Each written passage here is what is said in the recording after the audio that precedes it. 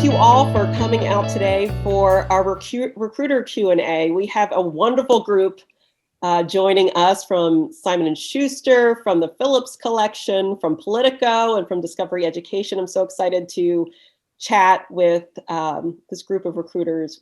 I am Jackie Banks. I'm the Arts, Media, and Communication Advisor here at Colley.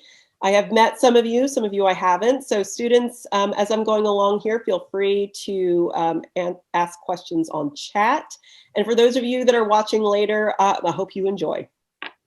Okay, so panelists, if we can just start to introduce yourself and maybe describe the work that you currently do and maybe what brought you into the field. So have you done work in the industry? Have you always been a recruiter? What has that looked like? And I'm just going to go in order of appearance on my screen. So Yolanda, if we can start with you. Okay, great. Hello, everyone. Good morning or good afternoon, actually. Thanks for having me. So I am the program manager of DEAI at the Phillips Collection. And a little bit about myself, I actually went to art school and I have a degree in painting.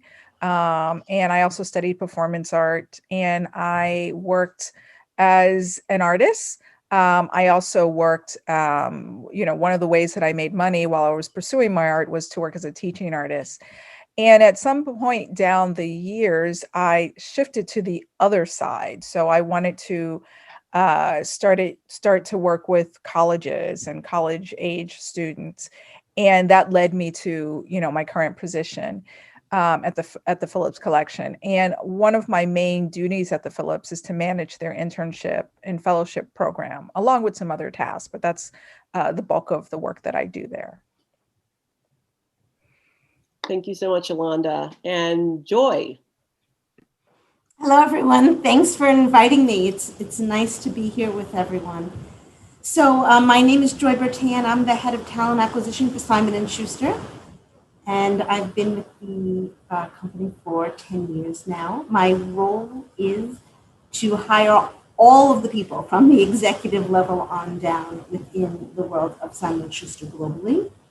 And in addition to hiring all the full-time staff, I run 3 internship programs and associates programs. I run a mentors committee. I sit on the board of our diversity council, run a number of learning and development initiatives, and whatever else comes my way. But I will say that the world of HR and talent acquisition is my second career.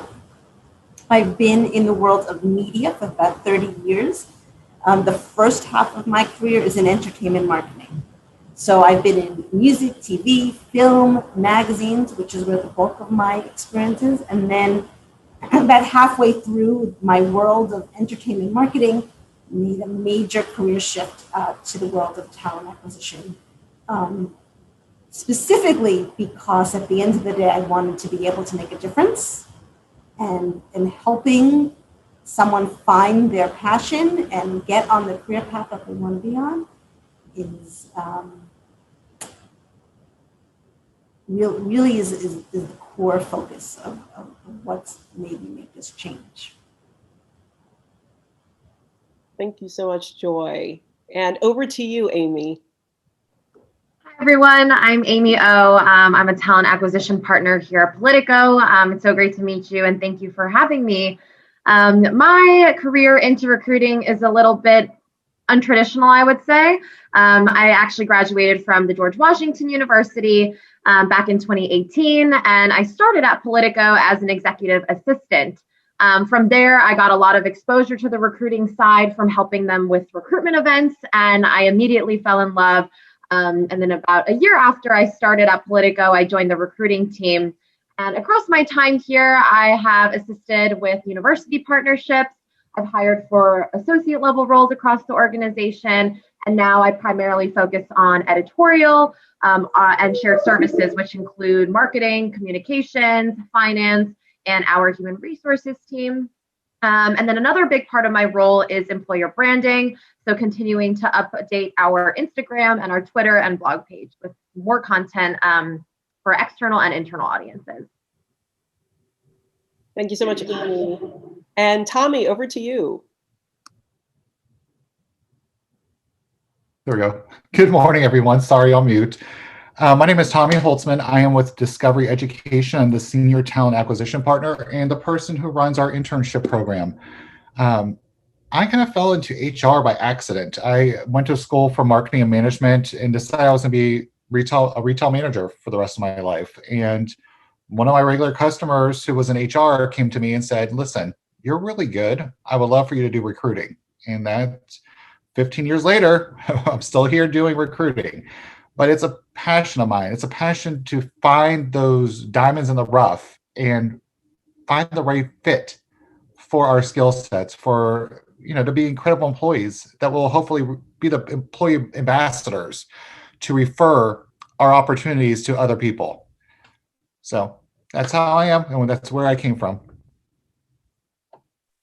Thank you so much. It was so helpful to hear, because I know from students as they are starting to look for internships and opportunities that where just even networking with fellow alumni can be really challenging. They're often worried about talking to recruiters, and I really wanted everyone to get a sense of what your backgrounds are and your passion for what it is that you do, and that's incredibly helpful. I want to move on to your various industries. So often when I have students come in, and I'll choose, like, say, the Phillips collection, the student might say, okay, I want to work in a gallery, so that means being a curator. And there are a lot of different aspects, like publishing, there's more to it than that. Journalism, there's more to it than that. Media, there's more to it than that. So, and I recognize that some of you might be recruiting in very specific areas, but could you talk a little bit about the various departments that exist in your, like, what you're either hiring for or what's out there? Because students don't often know that they have a very specific idea of what an industry might be, and it's more than that. So if you could maybe just play in that space and talk a little bit about the various opportunities. And Sure. And we don't have to go in order, but Yolanda, since you were first, I'm gonna go with you. Okay, great. That sounds great. So yes, I think what Jackie is speaking about, that there are a variety of different departments that help keep a museum moving forward and afloat. Currently, with our internship program, we're recruiting for 10 different departments. And yes, well, I think oftentimes when people think about internships at museums, their mind might first go to curatorial. But we also have marketing departments, we have a finance department, we have development department if you're interested in fundraising. We have an archive. We actually have a library at the Phillips. Our archive department is actually one of our popular departments that people like to intern in. We have a conservation department. We have a visitor services, we have programming, we have community engagement. So there are a variety of different departments that support, the basically support the work that the curatorial department does, which is, forward our exhibition program. We also have a collections department, which often I think not many people think about. And the collections industry is a very competitive industry just because the schooling for that, it's very specific, it's very nuanced, and it does take some time, but we offer internships in that department as well. So when we go out to recruit, yes, we do try to touch base with art departments and art history departments at schools, but I also try to reach out to other departments that might be interested, students who are studying finance and business. We currently have an intern fellow who is interested in HR and organizational culture. We have, we like, one of the things that's really important to our internship fellowship program is to have people with different perspectives come in, because we think that adds to our Phillips community. So we are open to having interns who are not studying something that's specifically, traditionally aligned with the museum world. So, we've had applicants who are studying education or science-based majors. So we're pretty open to that. As long as they have a desire to be in the museum and a desire to learn, we can always find a way to utilize their skill set. Thank you, Yolanda. Joy, Amy, Tommy, I see. Not sure who was unmuted first. We'll go with Tommy. I think I saw you first, and then Joy, and then over to Amy. Okay, so a little bit about us with Discovery Education. We are a unique thing, all because our title is education. We don't need teachers. We need anyone that comes from computer science. We need anyone who, they could be education majors to help write content, or that might, pursue education but realize they don't want to be a teacher, but they want to influence the classroom. So going to sales, going to partner success. And then, for example, I'm going to share and introduce Vashti Williams, who is one of the alumni from Georgetown we hired last year. And Vashti, if you don't mind sharing what your background, your experience was with the internship program. Yeah, sure. So I started last summer as a design and video intern with our Video Hub. And what attracted me to that internship, and I had a little bit of a background working with education with kids, but for me more so, it was more that particular internship. I was really into graphic design, as Jackie could tell you. And so that design part of the design and video intern really spoke out to me. So I was like, let me just apply. And so through that internship, I was really able to shadow each member of the team and learn not only about graphic and user experience and user interface design, but I also learned a lot about various parts of the production process, from script writing to directing talent to post-production. And this isn't really what you would get from an education company. When you look, do I want to apply for Discovery Education? You wouldn't really think of those things. So just speaking to Tommy's point, it's such a broad range of different positions within this company. And so I learned a lot about the production process, and unknowingly, that is kind of what spoke to me. And so I really got a chance to really shadow people who were experts. My personal mentor at Discovery Education won an Emmy for video production. And I was just wow. And I didn't learn that till the end of my internship. So he was very secretive about that. And so following that internship, well, even more about that, a lot of internships kind of want you to, you think of internship as doing a lot of work, working under somebody else. And this one, I was really able to kind of explore the Adobe products. I had time to take different take different classes and learn about just things that I was interested in. And so following that internship, I kind of applied to a position at Discovery Education that was a little bit different from the Video Hub. And so now I work with the digital content team. So I publish and I curate content to our web platform. But because of that internship, I still work across teams a lot. So I do a lot of producing and creating content for Discovery Education as well. So that's kind of my personal experience with my internship. And I can toss it back to Tommy to talk a little bit more about Discovery Education. And Vashti, one thing, share with the most recent thing you did as far as a project, because we were all so proud of what you created, just only being here for 3 or 4 months, and you did some amazing work. Yeah, so I've done a range of projects in my 3 or 4 months, but I did most recently in January, I worked on what we call a virtual field trip. And these are kind of short experiences that we create a production, about a 30-minute production for kids to kind of take a virtual field trip to different places in the world, or have different experiences that they may not be able to get to in person. And so we did one surrounding the inauguration. And so I was actually an assistant producer for this project that it was a video that we had on our website, but it also was on Discovery Family, I believe it aired.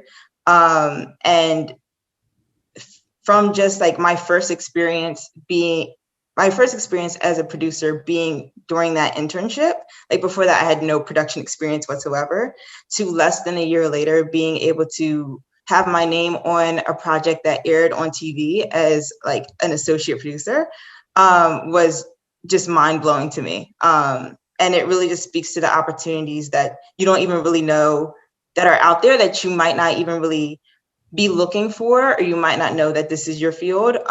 But if you're searching, and if you're just like open to it, an internship is a great way to find out things that you didn't know that you could do, or that you didn't know that you were passionate about, and take you in a whole different direction. Thank you, Vashti. So a little bit about Discover Education. Again, you don't have to have a major in education. If you're a mathematics major and you want to write mathematics curriculum, please come on over. We would love you. Same with social studies and history and science. A science major, doesn't matter what area in science you are in. If you just realize, hey, I don't know, be in the science field, but I love and have a passion for science, come on, we could use you for our science curriculum development.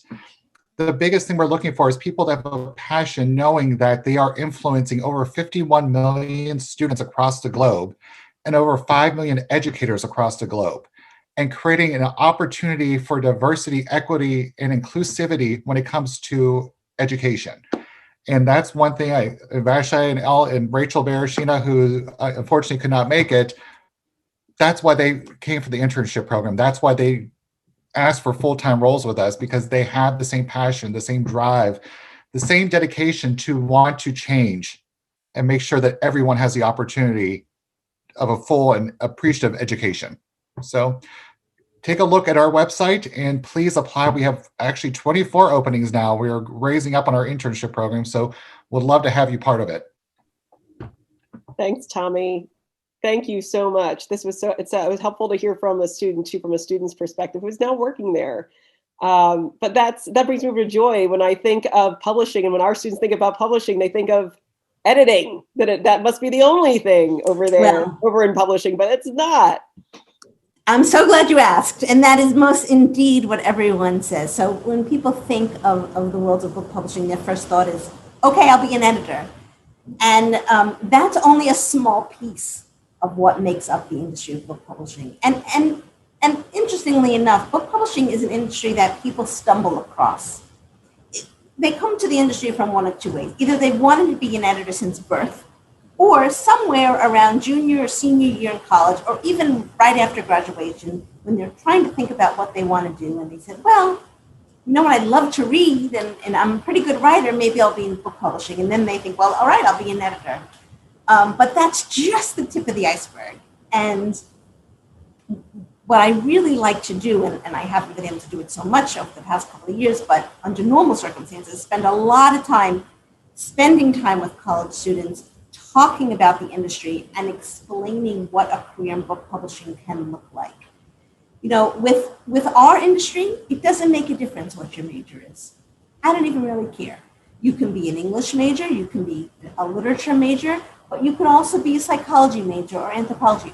You know what? At the end of the day, what we're looking for is a passion for storytelling, a passion for books.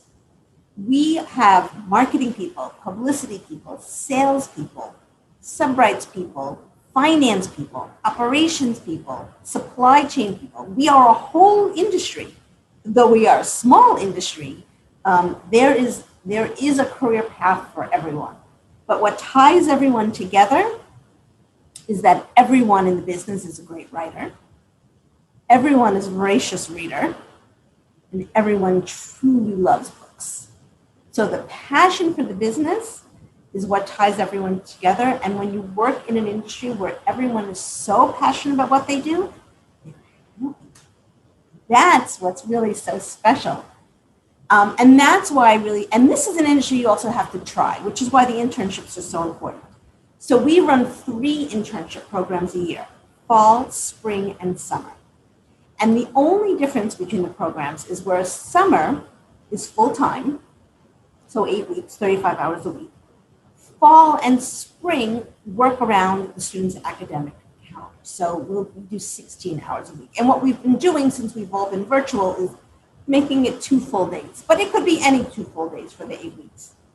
And then it's structured very much like an apprenticeship, because we want everyone to have exposure to as much of the industry as we can. The interns are learning how to go through slush piles, learning how to write readers' reports, going to the editorial board meetings, sitting in on sales conferences, working with the bookstagrammers. And then we supplement the program with weekly lunch and learn classes so that the interns can hear from parts of the business that perhaps they hadn't had a chance to get exposure to yet. So maybe someone from cover design or someone from permissions, someone from ad promo. So at the end of the 8 weeks, they get a full scope of what all the career options are, and that helps them make their decision. And so I'm going to give a little plug for my new program, Jackie, if you don't mind. So one of the things that, so I have a new initiative that I'm launching this summer, specifically for 2020 and 2021 grads, because I really feel as though those students got the short end of the stick. They didn't get a chance to go out into the world and go into companies to figure out, what their industries are all about and how they fit in to those businesses and what they want to do. So I'm going to launch my own little mini publishing program. It's going to be a lecture series. It's called the Publishing Prologue. It's going to be the week of July 12th. I posted the lecture series up on our career site so everyone can take a look. But this is going to be 10 sessions over the span of that July 12th week. And each session will feature a different aspect of the business. So it will give everyone attending a sneak peek behind the curtain into what all the career path options are within the world of book publishing. And the lectures and panels will be taught by people in the business, in the company, and then hopefully by the end of that intensive week, everyone will get a sense of, so that's what that's all about, and that's what it'll be that I want to do. So, and this program, by the way, is going to be free. It's a little mini publishing program. Thanks, Joy. I know you sent me some documentation, and that's up on your website as well. So. Oh, great. Yes. So, Thanks, and that is Publishing Prologue, correct? Correct. Okay. All right. And thank you so much. And now, Amy, so if you want to work at Politico, you must just be a reporter, right? That you just write. That's all that happens there. That is what everyone thinks. A lot of people think that, but very similarly to the other companies, we have other departments. We kind of break it up into editorial. So of course we have our reporters, our production team, our data and graphics team, audio, video, all of our reporters and editors writing our content for the different platforms and products that we have. On the other end of the business, we have sales. We have advertising sales, we have our product teams, tech teams, operations, and then of course, the shared services teams that I support, which include the marketing, communications, the graphics and design team, finance. So there are a lot of different opportunities to work at Politico that are not just on the editorial side, that are not just in the newsroom. We do have internship opportunities across the board with our editorial internships that happen in the fall, spring, and summer, and then our State Bureau internships that happen, I would say, every 6 months or so. And then we do offer summer internships for the business side. So we do have opportunities for internships and fellowships across the board. And yeah, we really welcome any and all backgrounds. I think the main thing is being passionate about what Politico does and our mission in terms of providing that fact-based journalism and reaching all of our audiences to help people do their jobs better, to help people keep more informed about what's happening, and really take these complex things that are happening and narrowing it down so it's easy to understand, so it's digestible. So I think that is the main thing that I see across the board, from the editorial side to our sales side. Everyone is so passionate about what their role is in terms of pushing forward our mission. Thank you, Amy. And I know that we've been talking a little bit about internships as we've gone on with this question. So Yolanda, I want to give you an opportunity to kind of plug what you've got going on over there at the Phillips Collection. Yes. So we do 3 cohorts of internships per year. So a fall cohort, a spring cohort, and summer cohort. And we are currently recruiting for our summer cohort. The application deadline is soon. It's May 1st. But as I mentioned before, we have internships in 10 different departments at the Phillips. It is students work part-time. It is a paid internships. All of our internships and fellowships are paid. and it will be remote this summer. And that is a byproduct of the pandemic, as many organizations are having to move in that direction. Going forward, we will go back to in-person internships. So for folks who might not live in the area, you still can apply to our internships. We are also recruiting for a fellowship program. That is a year-long program that will start the end of June and go into June 2022. That's also a paid program. Students do an intensive where they work full-time in the summer, and then they're part-time throughout the school year with breaks that are according to the school calendar. And that in the fellowship program, we asked candidates to propose a research project that they think they might want to work on, and we make our assessment from their application materials and that project. So that gives you a little bit about our programs. And that's a great point you made about them being remote. I think a lot of businesses are staying remote, at least until Labor Day. It seems that's how it's going. Joy, Amy, Tommy, is it remote? It sounds like it's remote also for you. I might even do my fall session remote. Mm-hmm. Yeah, and for Politico, you can expect internships for the rest of this year to be remote. Yes, and ours is remote as well. And one thing I did forget to mention is for the Masters of Education students, we also have a co-op that starts in the fall. And right now we have one of your students, Miles Anderson, involved in it, which is a 9-month rotation. Thank you, Tommy. I also want to add that our internships are available to undergraduates, graduates, and recent graduates. Is that Joy? Actually, this actually leads wonderfully into my next question, because I know that there will be seniors, if not on the call, or watching later, arts, media, and communication industries that have been hit pretty hard during COVID. How are you seeing entry-level positions in your, I hate to say respective industries? You might be able to talk there, but you know your employer best. If a senior were to ask you, how's it going? What would you say? Well, so during a pandemic, when people can't leave the house, you know what they do? They read. They read a lot. Business is booming in the world of book publishing. We have not had to lay a single person off. We have not had to furlough anyone. Within the past 6 weeks, I've hired 30 people, and I have 40 more open positions. Business is booming. Imprints are being launched. People are moving around. And most of our positions are at the entry level because, as I mentioned, the industry is very apprentice driven.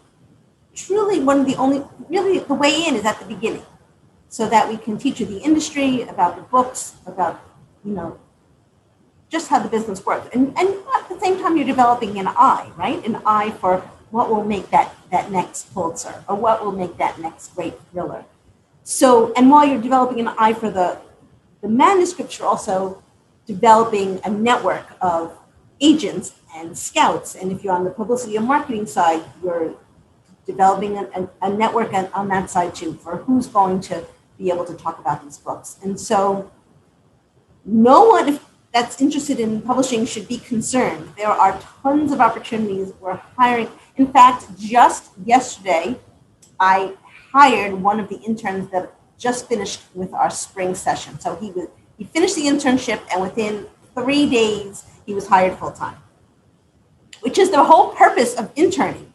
You want to be able to intern so that so that you can test drive the industry, but that you could show them who you are and make yourself invaluable, something you want to. That is really exciting news to hear with publishing. Yolanda, Amy, Tommy, any feelings your way? Yeah, I'm happy to jump in here regarding our full-time positions. We do offer full-time positions on editorial, and then across our business side, we always have sales associate positions open year-round. Those are our evergreen roles. And very similarly, we've done hiring even from the beginning of the pandemic the exact same way pre-COVID. Nothing has necessarily slowed down. If anything, things have really, really sped up, especially in the last 6 months or so. If you didn't know, Politico acquired E&E News. So in that case, we got 70 more employees, new roles to fill, and we are always posting new jobs on our careers page. It's politico.com/careers. So we are always looking for full-time entry-level positions as well as internship opportunities. So yeah, things have really been flowing and going. It's been really, really busy lately, which is a good thing.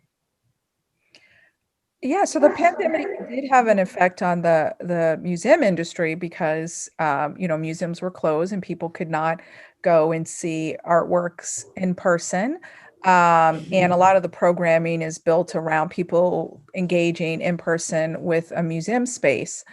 For the Phillips collection, we've been very fortunate that we haven't had to lay off anyone, and our internship program has grown.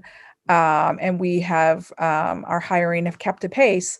But I think, the pandemic also created an opportunity too in the museum world. And that is that, many museums had to figure out how to shift to digital applications of the work that they do.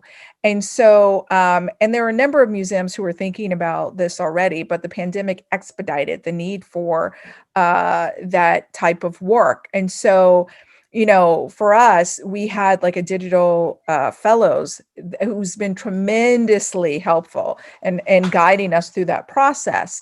And so students who come from a sort of, digital humanities, computer science, more technology-based background, it's been a big plus for them. Tommy, any feelings about how Discovery Ed has weathered COVID or the larger media industry? So if everyone's aware, when COVID hit and remote learning happened across the board, our sales skyrocketed because all these schools across the globe are panicking of what are we going to do? How are we going to teach our students in a remote environment? So we only laid off, in full transparency, 16 people the entire year last year. And most of them was just, they were duplicate positions and we needed different roles. So it was not due to anything other than we just need to readjust and reallocate our business due to the influx with COVID. But I mean, heck, let's see, just this year alone, I've hired 20 people since January, and I'm the sole recruiter for Discovery Education right now. So, and I have maybe another 15 to 20 more positions opening up. And then the internship program too, which went from 18 interns to 24 now. So just quite busy, but as you know, Vashti and Rachel Bereshina, who are both people, again, you can reach out to, could validate it's worth it, because a lot of our roles, we're looking to tier our positions now so that we can create entry-level positions for college graduates. Whether you're an undergraduate, master's degree, or doctorate program, we want to talk to you because you never know. Well, that's all really good news. I mean, it sounds like it's getting there, definitely positive. Museums are starting to open back up. I think Phillips opened up a few months ago? Yes. I mean, we've been opening and, we've been responding, as we can to the ebbs and flows of opening and reducing our opening hours and then opening up. And so, yeah, we have been slowly opening.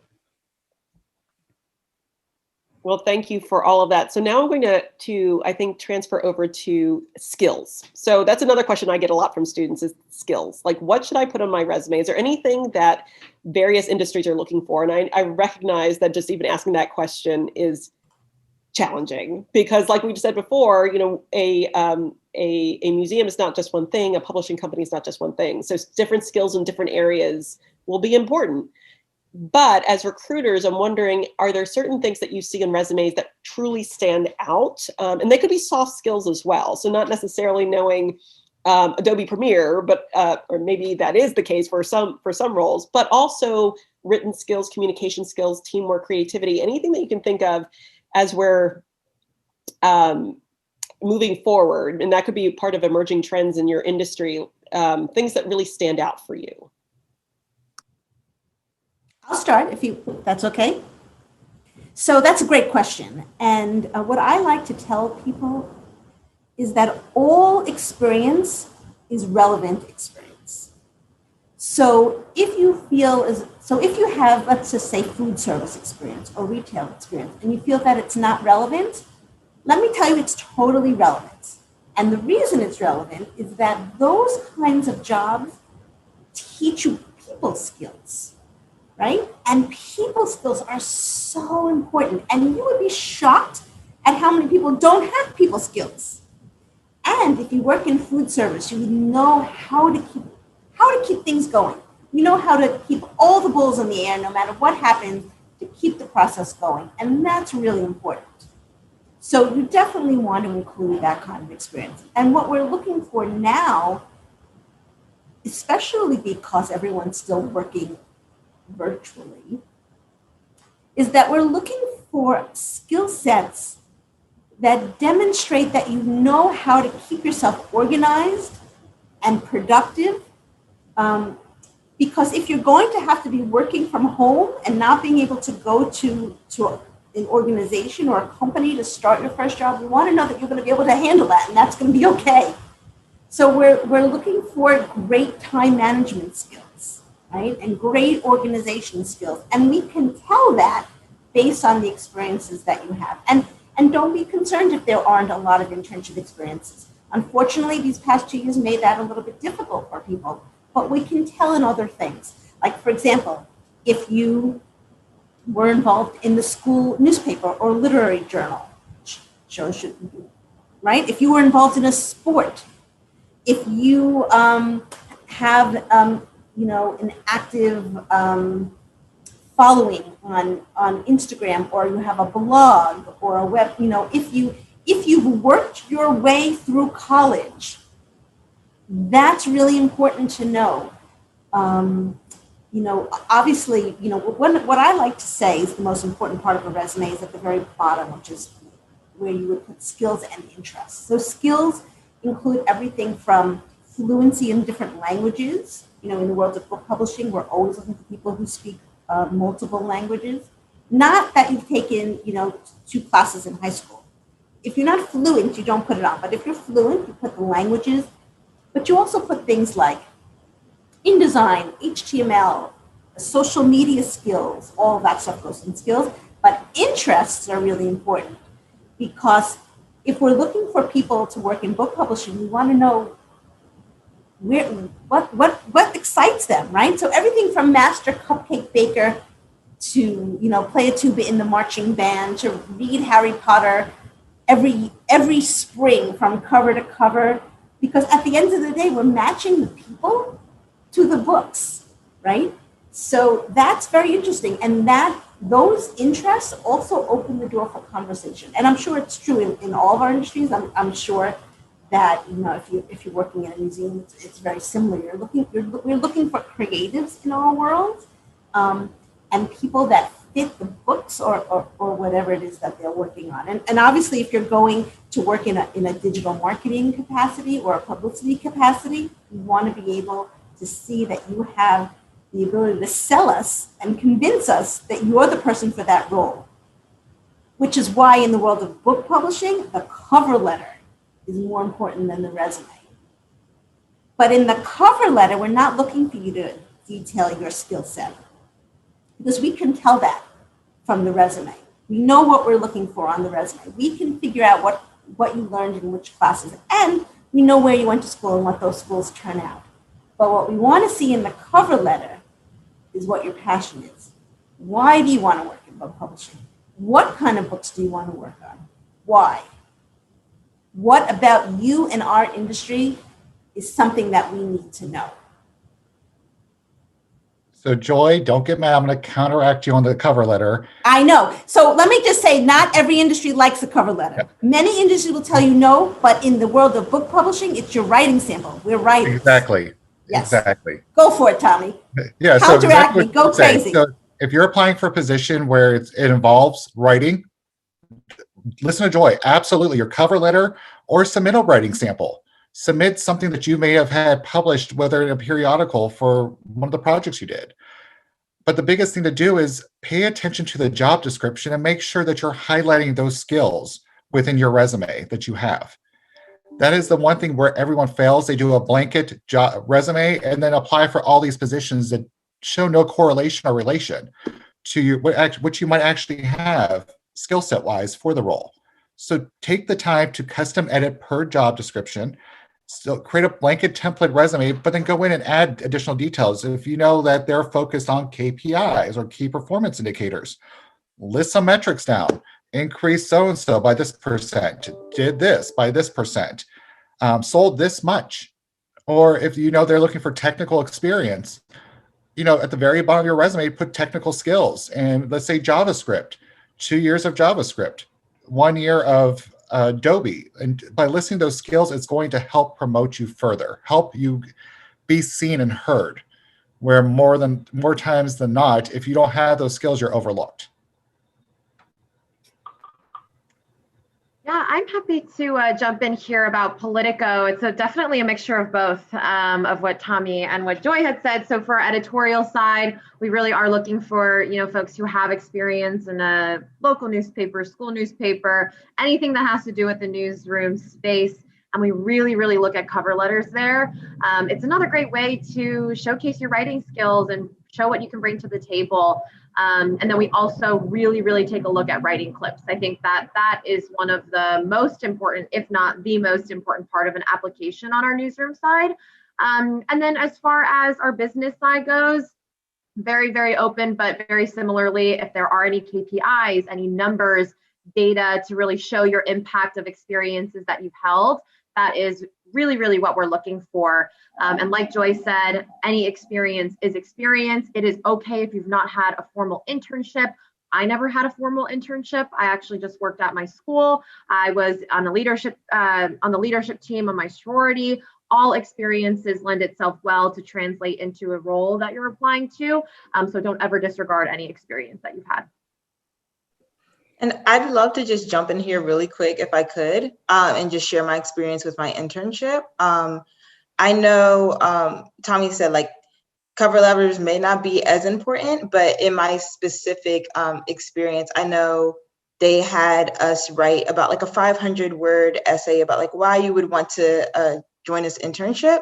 And I heard directly back from actually my mentor for the internship about how my cover letter and my writing skills were really helpful in them choosing me, especially for the video production internship, especially because it really showed him that I could possibly script write, and I really had an eye for creativity and seeing a vision and conveying emotion, which is really, really important within the world of video production and those type of creative fields. So I will say, if anyone here is looking for that, I didn't even know beforehand, he kind of saw that within my writing that, you could be good for this. And before that point, I had never even thought about script writing or video production.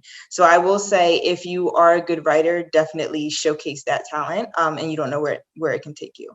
And I know, as aside, being a Georgetown student, you guys have a lot of experience. I know the culture at Georgetown is to participate in clubs, to participate in events, to participate in activities. Definitely showcase all of those talents and put those on your resume. That can contribute a lot. You guys work very hard for 4 years.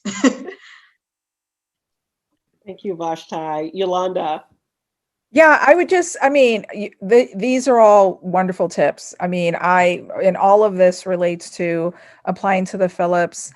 I want to highlight again what Joy said about really thinking about all of your skill sets and utilizing all of your skill sets, and your experiences and your skills are not just from paid work. To sort of touch on what Vashti was saying about the work that you do in clubs, if you've organized a project, or some sort of program with one of your clubs, that's work, and those are skill building. And so please add those to your resume as well.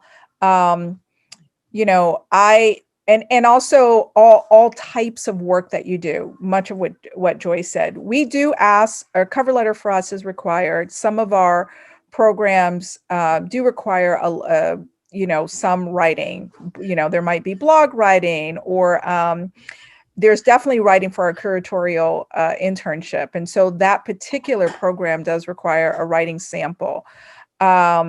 But yes, I agree with everything. I mean, I don't know if there's anything more I can add, because I think you all have covered it all, but all of those are wonderful tips. Thank you. Yolanda, would someone need a portfolio to apply to your? No, because that's another thing to point out. Sometimes if you are a designer, I just wanted to point this out because we hire designers for cover designers. Mm-hmm. And if you are a designer, you definitely want to have a link to your portfolio on your resume. Yeah. 100% agree with you, Joy and Yolanda. Portfolios are key, and make sure the work on there is quality work and that you're not just throwing something together, because you'll be marked for it. And again, you want to show the most authentically best you, and not just you threw something together to get a job. Yeah. We don't require a portfolio, but our marketing communications, uses designers.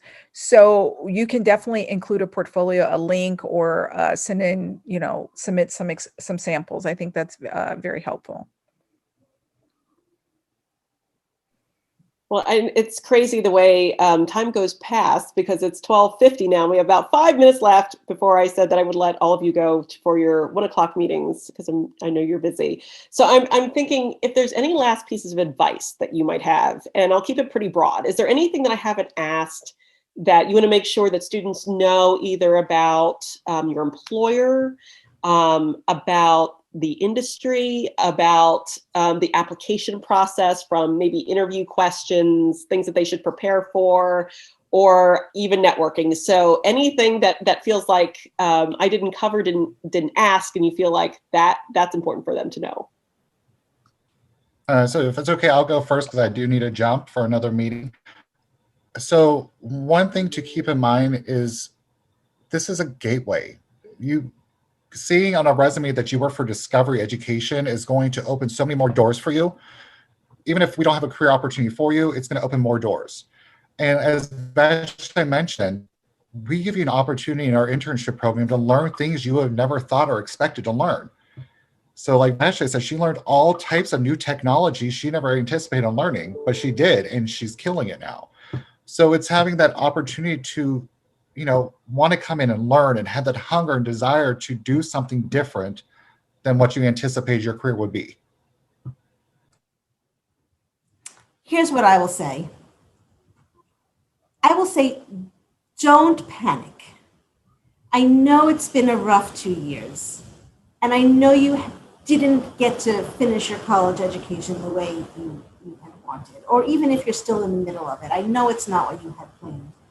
But the wonderful thing about being a college student is that when you graduate, you're allowed to try different jobs to figure out who you are and what you want to be. So don't panic and think you have to have an answer and a career path the day you graduate and hold that diploma in your hand.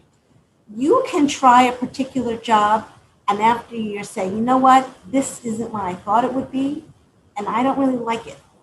But what I learned is that I want to do something else instead, and this is what I want to do. And that's okay. It is okay to try things, not like them, and then change your mind.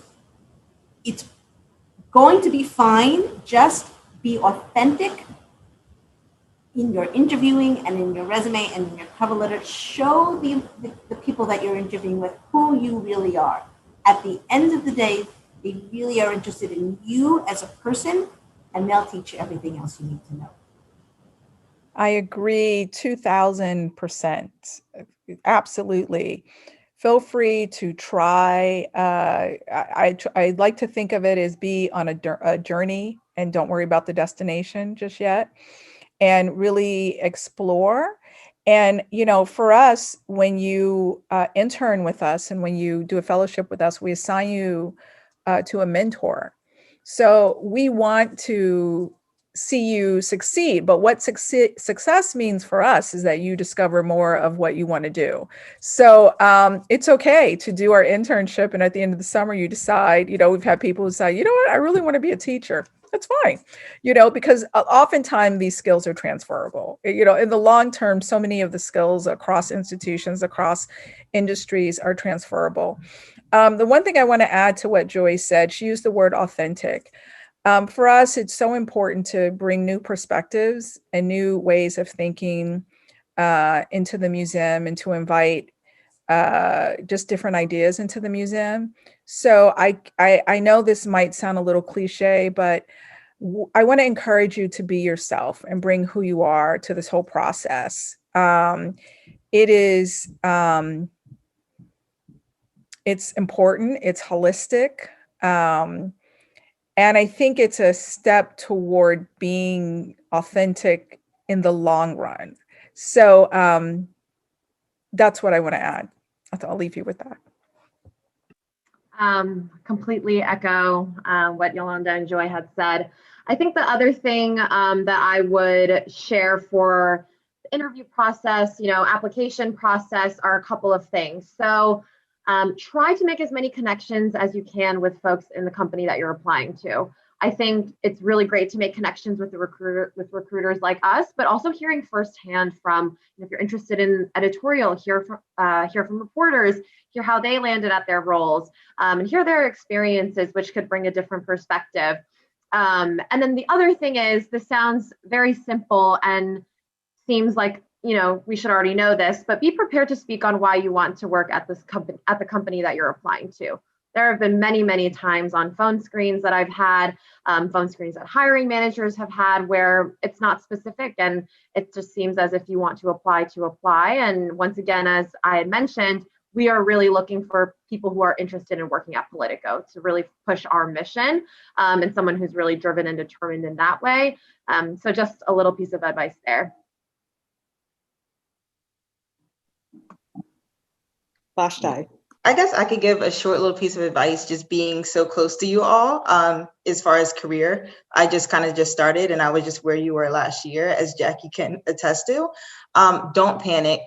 Jackie knows that I was very panicked at your stage, and everything kind of fell together. And so just kind of like relax. And the other thing I would say is highlight what's unique about you, about your story, about what you're passionate about when you do apply to anything that you're interested in. I will say my majors when I went to Georgetown were African American studies and psychology. And my parents were like, what is that going to do?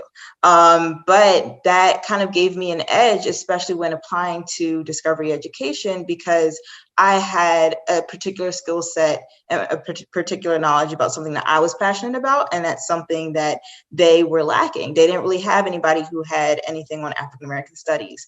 And so if you're passionate about something, if you have something that you are really interested in, that is really your thing, even if you're applying to something that might not on face value really apply to, always just kind of include that in there. And you might bring something special to that company that every other candidate doesn't have. That's very true. Thank you, Vashti. And thank you, everyone, for coming out today. Yolanda, Joy, Amy, Tommy, who had to leave, and Vashti, my goodness, you came and you joined the panel, and you just graduated. So thank you so much for all of that. So I'm going to stop recording now, and I wish all of you a wonderful rest of the day.